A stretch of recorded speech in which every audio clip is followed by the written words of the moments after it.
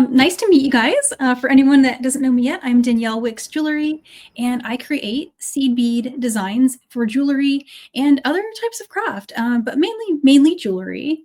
And so I specialize in pattern for seed bead designs. That's really my main thing that I really focus on. But I do other types of jewelry like wire wrapping. I love to do crochet. So I'm an omni crafter. But for tonight, I was going to show you a technique that uses a special kind of two-hole bead. It's a check glass bead that's called a lentil, and it has two holes. It's a round bead, and I'll show you a better look at this on my bead mat. But it is a just kind of like a shaped bead, and seed beaders often love to combine shaped beads with their designs. So this is a really simple, super easy, have lots of colorways. Beautiful cuff bracelet. It has a magnetic clasp that you can just pop right on. And so I have a bunch of different colors to show you. That was my earth palette. I have an ocean. This one looks like kind of like sea kelp. And this one looks like sorbet. And I also had an original colorway, but this one was the original, so I don't currently have that one in my shop at the moment. It's sold out, but those other three are currently there. And my patterns are on my website, and they are free to download, daniellewickesjewelry.com. Under tutorials, this is called the Lentil bracelets. And so you can get this palette, and all the colors are listed, all the data you would need to recreate it yourself. So I'm going to switch my camera and show you a better view of the project.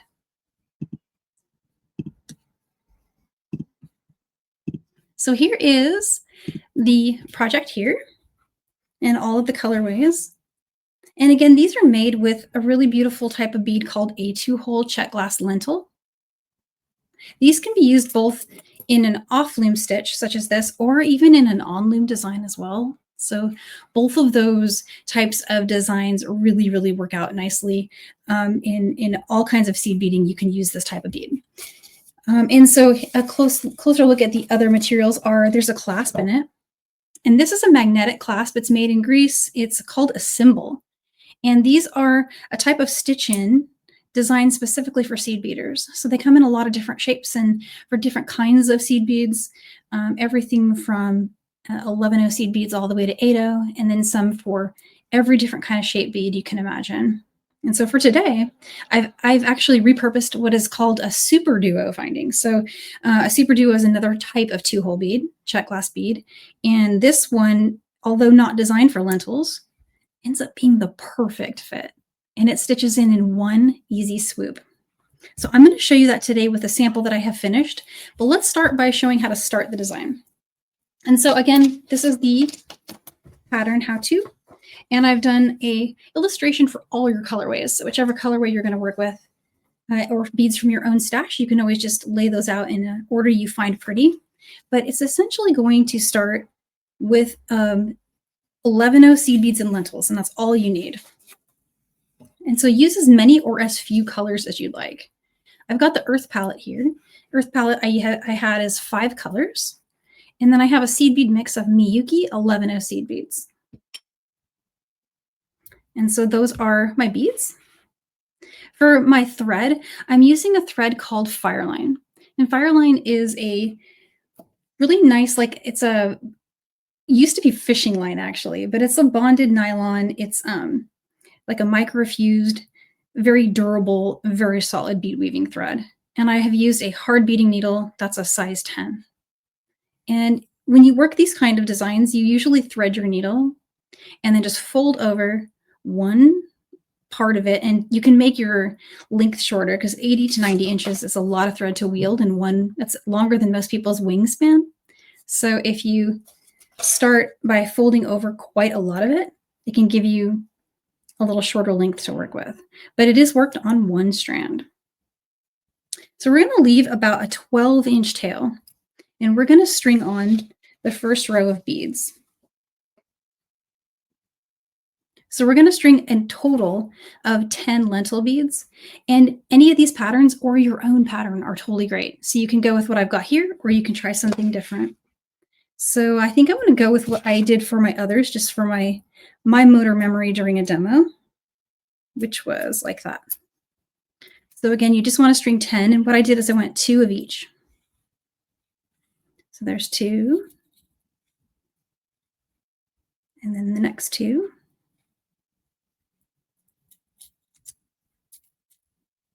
Oops. And then 2 more. And right now, for the purposes of our stringing, don't worry about which hole. It's a symmetrical bead. So at the moment, you can just pick up, and then you want to leave about a 12-inch tail. And we're just going to string those first 10 beads. And there's, picking them up is a little tricky on the mat, but it works. You can also pick them up in your dish if that's easier.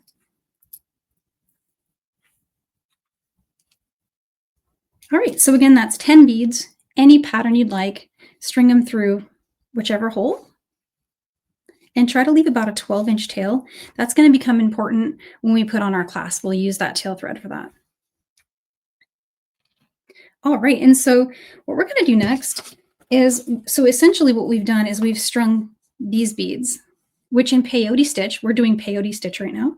I might have forgotten to mention that, but that's what this actually ends up becoming.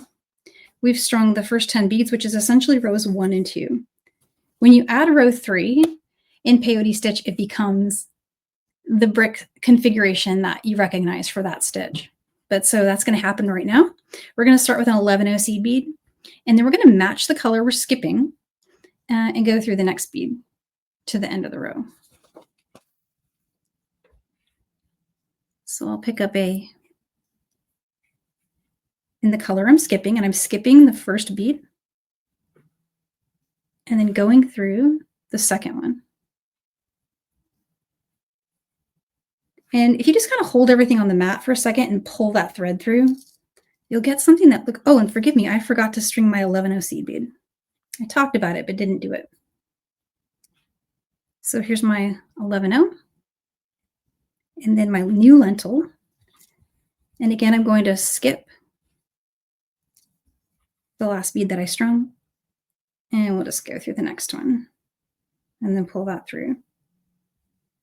And I like to, when I do peyote stitch starts, pull the working side and the tail side threads apart, and you get this little pop. And that's your first peyote stitch start there. We're going to repeat what we did through the end by skipping the next bead and going through the one after it.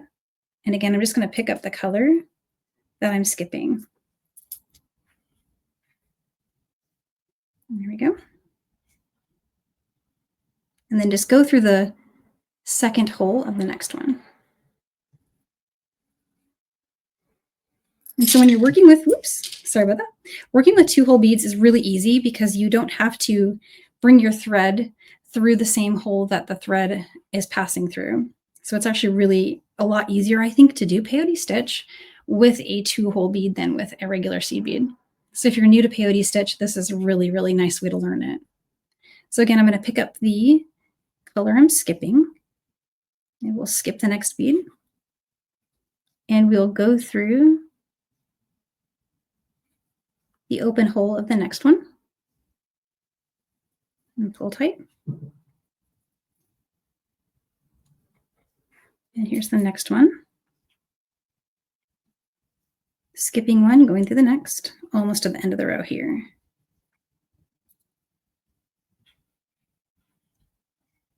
And skip the next one, and we'll go through the last one here. And so yes, again, each of those times I'm just going to go through the open side.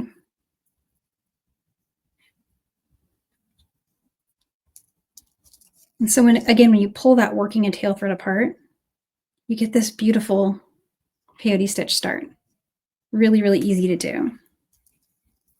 Let's get some more 11-0s. A few different colors. I actually made this mix myself. It's a little earth tone bead mix. And I'm going to pick up one seed bead. So just one 11-0. And then I'll pick up another lentil, and I'm going to also continue that convention of picking up the color that I'm skipping. So I'll pick up this bead here. And we will go through the open side of the last one you added in the previous row. So in the previous row, we added this one and we went through that bead. So now we'll pick up that 11-0 and that seed bead. And we're going to go through the open side of that last bead we strung. So just right there. And so that starts the next row. So it looks really cool, just like that. And now just work back in the same order. So if you have your beads laid out in the order you want to use them, it makes it pretty easy just to kind of get into a groove and start just stitching along.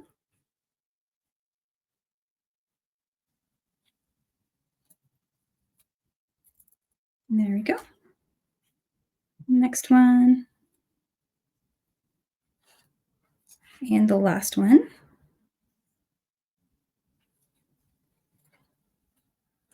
And so that finishes row 4 there. And everything we do from here out is a repeat. So I'm going to repeat one more. And then you just work back in the opposite direction. So you'll pick up an 11-0, always an 11-0 at the end of each row. And then the first bead of your new row will be the one you're skipping. And we're skipping this bead and going through the next one.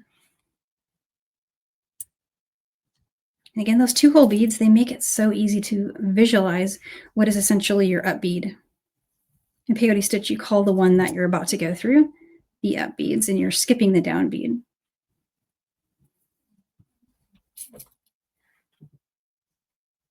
And you can see how it gets really quick and really easy to finish these.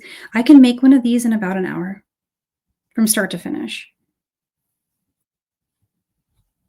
So let's see, demo time's doing pretty good. I could do one more row and then I have a sample that is ready to go to show you finishing. So let's do one more row together. We'll pick up a 11-0, another lentil, and then we're going to go through the open side of the last one from that previous row. Next one. Oops.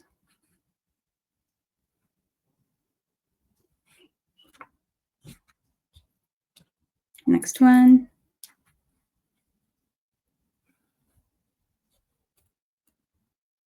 And our last one.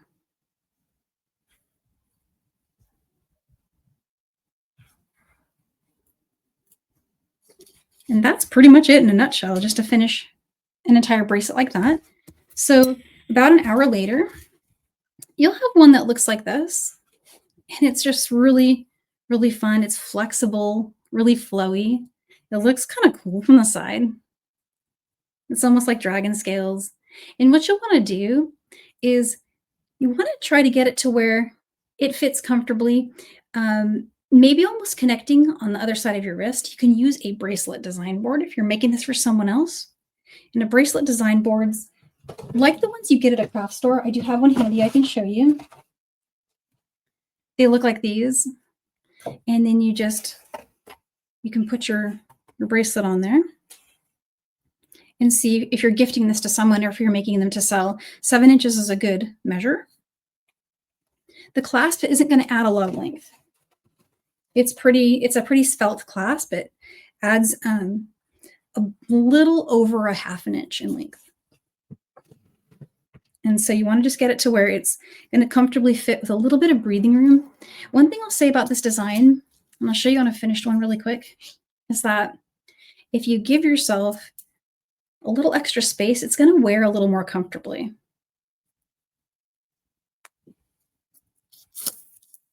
All right. So when putting on the clasp is like, it's incredibly satisfying. It's really fun. And I love these components for that reason. I'm going to put a needle onto one of the ends of thread. And at this point, you can't really tell if you've taken your work and set it aside and come back, which side is your tail side and which side was your working side. And the cool thing is it doesn't matter. So we're going to do the same thing on both sides. So you've got your gorgeous bracelet here.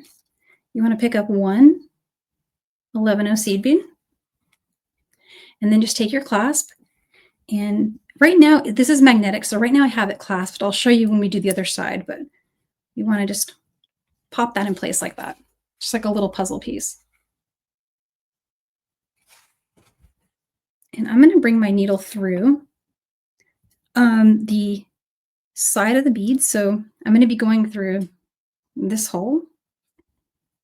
And in case I forgot to mention this clasp has holes that run all the way down. So let me show you the needle without the beads.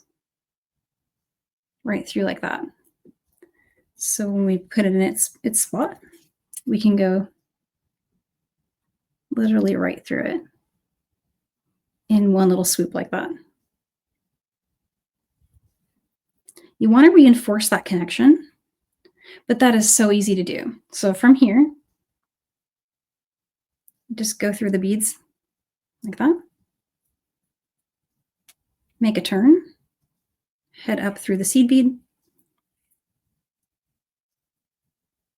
and then you just go through all those beads again. So do that as many times as you need to feel like that is a nice secure connection. I usually do 3 passes.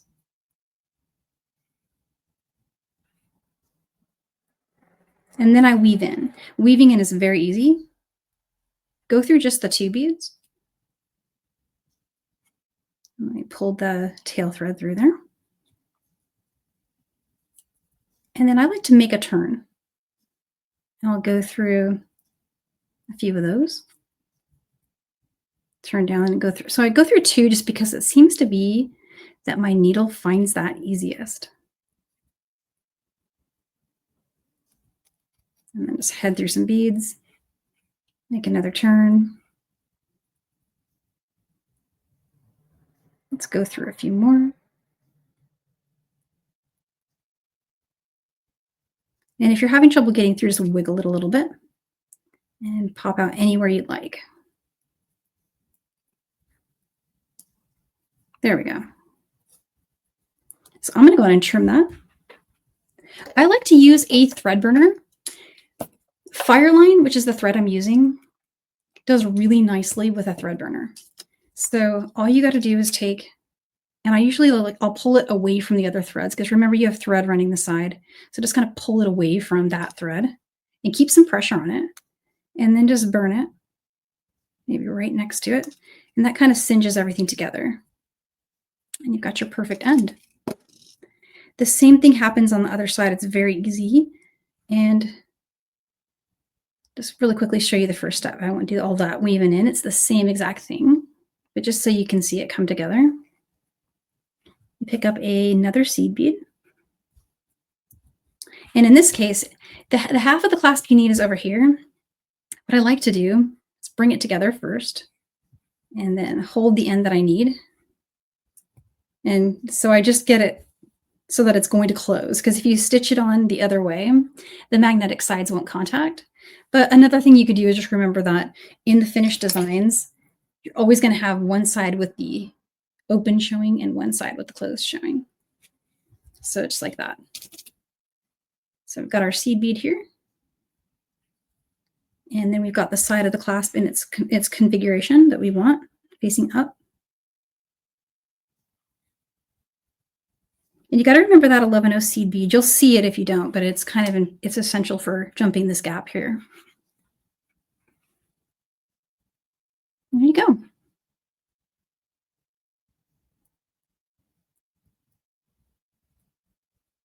Just get through all those.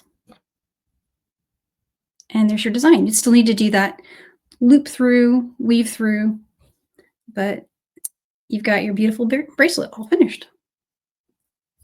So you can go to town. You can make any pattern you want.